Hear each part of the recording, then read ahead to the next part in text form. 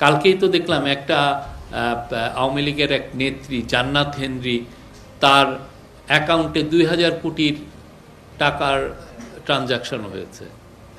মানে can you imagine, মানে 2000 কোটি টাকা তো ভয়ানক রকমের। উনি তো বড় ইন্ডাস্ট্রিয়ালিস্ট না, আচ্ছা উনি কি বড় ইন্ডাস্ট্রিয়ালিস্ট?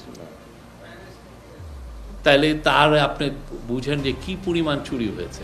আমাদের যখন 2009 সালে তারা যখন ক্ষমতা নেন, আপনারা দেখেন ওইখানে ট্যাক্স জিডিপির ইস্যু কত ছিল আর এখন কত। এই যে যখন ওনারা ছেড়ে দিয়েছেন তখন ট্যাক্স জিডিপির ইস্যু ছিল 7.3। পুরো পৃথিবীতে কয়টা দেশে 7.3 আছে? যে সমস্ত দেশ সত্যিকার অর্থে একটা ফেইল কেস, মানে একটা ফেইলুর হয়ে গেছে, সেগুলোর ক্ষেত্রে হতে পারে।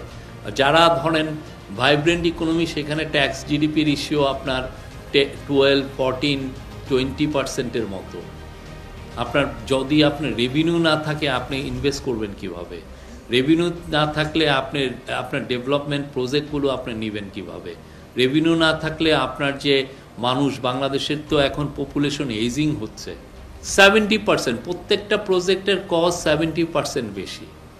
এই যে 70% যে বেশি, এটার মূল ইচ্ছা হচ্ছে যে আপনি কাউকে চুরির একটা আপনি বন্দোবস্ত করছেন।